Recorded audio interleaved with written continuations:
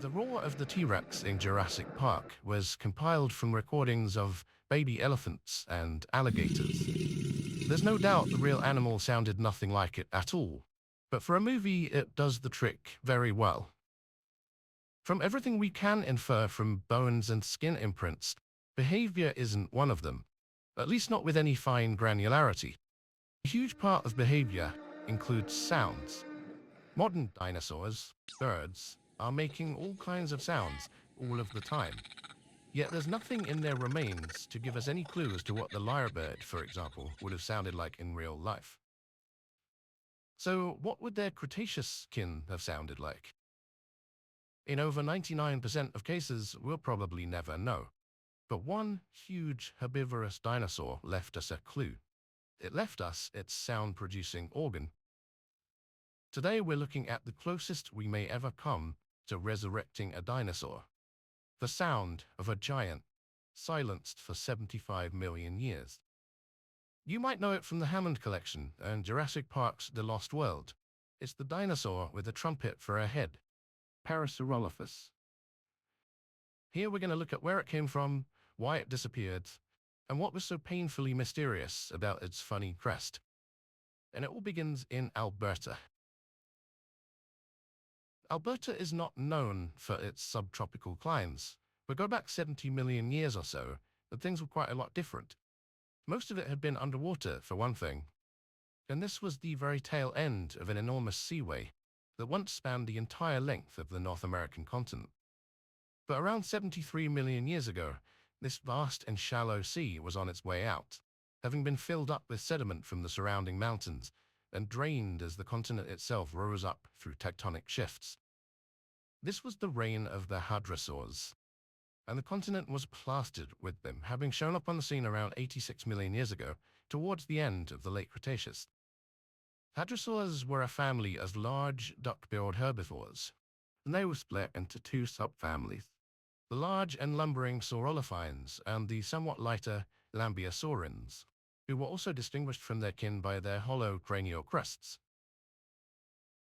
As the western interior seaway was drying up, Alberta would have been riddled with streams, lakes, floodplains, and swamps, and this was prime hadrosaur territory. Most of this would eventually dry up, and then, some 65 million years later, be cut through by Alberta's Red Deer River. Today, this waterway gouges a path into the Cretaceous sediment, uncovering the remains of hadrosaurs who died in it tens of millions of years before. One such dinosaur was Parasaurolophus, whose name means near-crested, and whose resting place was uncovered near this river in 1920, around 75 million years after it had taken its last breath. The first species described was called Parasaurolophus walkeri, to keep the sponsors happy.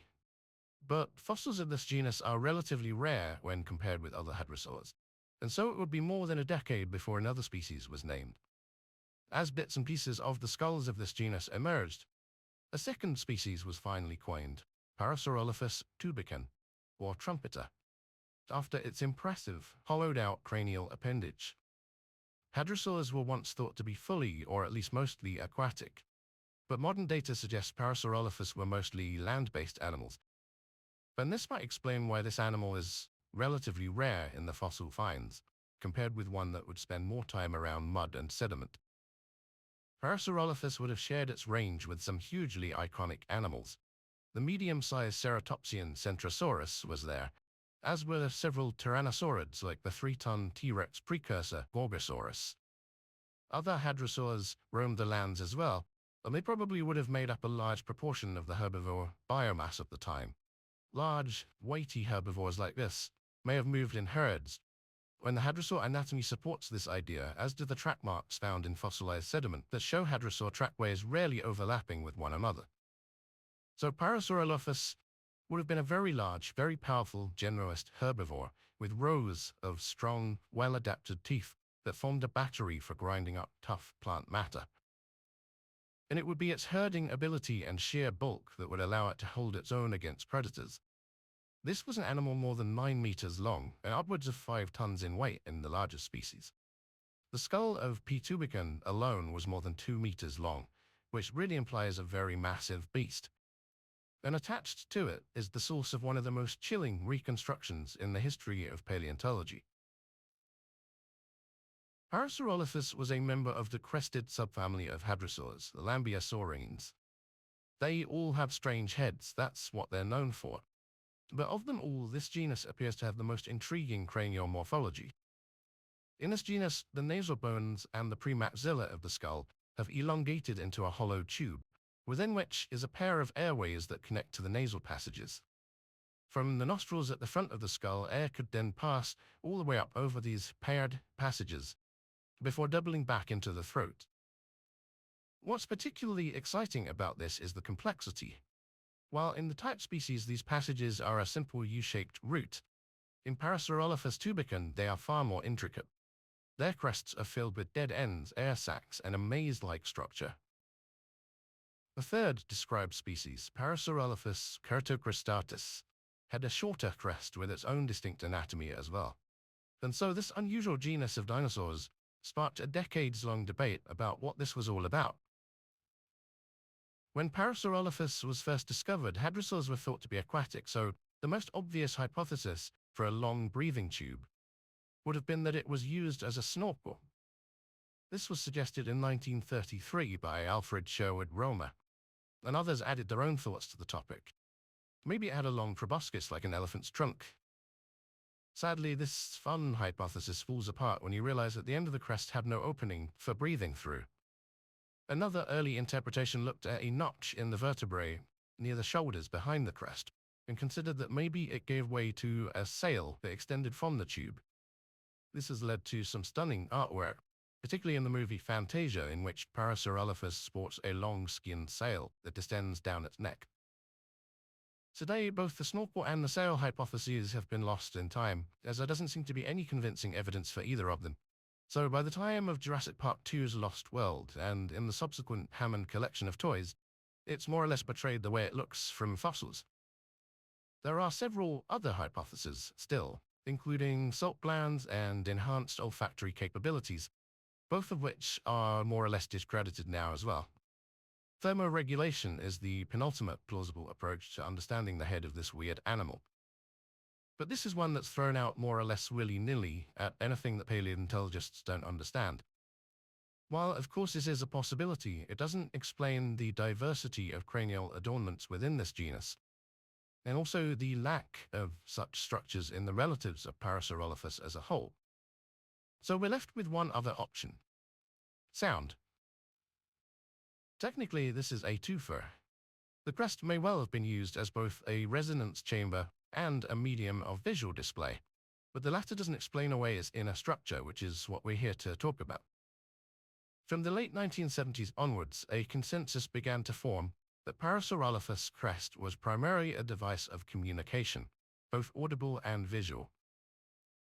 This novel discovery shows an eerily accurate case of foreshadowing by Carl Wyman when he named P. tubicen in 1931. And he wasn't purely guessing. He actually noted the crest's tubes resembled those in swans, which have a long tracheal loop to amplify sounds inside. This resonating chamber hypothesis languished for a while, but it would ultimately be revived and strengthened by later scientists. In 1975, James Hobson published a seminal paper arguing hadrosaur crests were likely for display, either species recognition or sexual display, and probably for sound production as well. Around the same time, evidence started to come up that hadrosaurs had good hearing. In one specimen of Corythosaurus, a cousin of Parasaurolophus, the delicate inner ear bones were preserved, indicating a large eardrum and an elongated inner ear similar to a crocodile's, implying sensitivity to low-frequency sound. These anatomical clues supported the notion that the dinosaurs could both produce and perceive nuanced sound. And this idea became more widely supported in 1981, when acoustic analyses were conducted on the crests of these dinosaurs.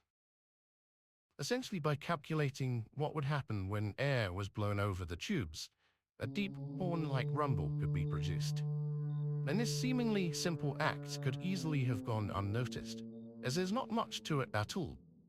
But looking closely, there is something deeply profound about it at the same time.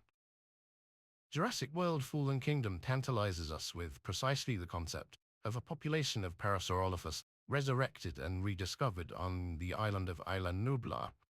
But this is fiction. In 1997, for the first time in over 70 million years, the real call of the Hadrosaur was audible once again, or at least something very close to it. In the final weeks of that year, computer scientists published their best approximation of what this structure could have sounded like. And it was not bad.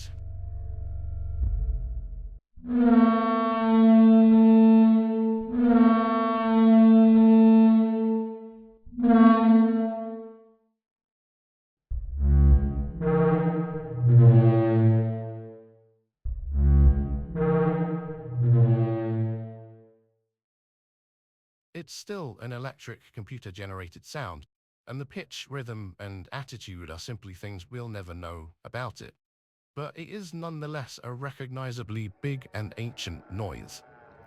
To think that the last time the sound was heard, our ancestors would have been rat-like basal primates called plesiadaptiforms, and they likely had to stay well out of the way of an animal as big and as dangerous as the Hadrosaur.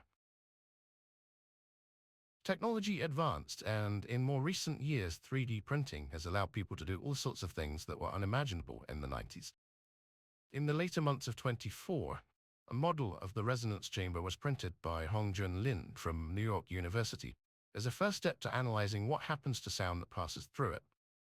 This is a big leap from computer imagery, and Lin suggests that once proof of concept is established, he and his team will move towards using the real scans of the crest itself to build a working replica of the Parasaurolophus sound organ. Today, there's general agreement around the horn of this animal being used as a combination of visual and audio signals. The low-frequency sounds it was capable of emitting could have traveled a long way, perhaps even through the ground, as we see in elephant communication.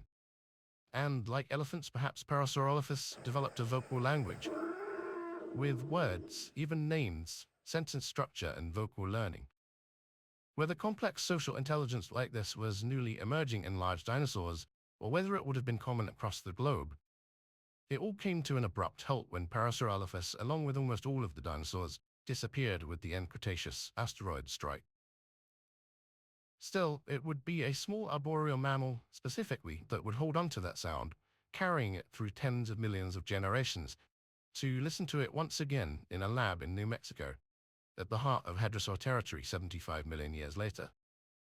And if you'd like to see the kinds of reptilian monster challenges that they experienced along this journey, check out our video on Megalania. In the meantime, that is all for this video, and if you've enjoyed it, please remember that the simplest way to support our channel is to give this video a like, subscribe to the channel to see the next ones. Until next time.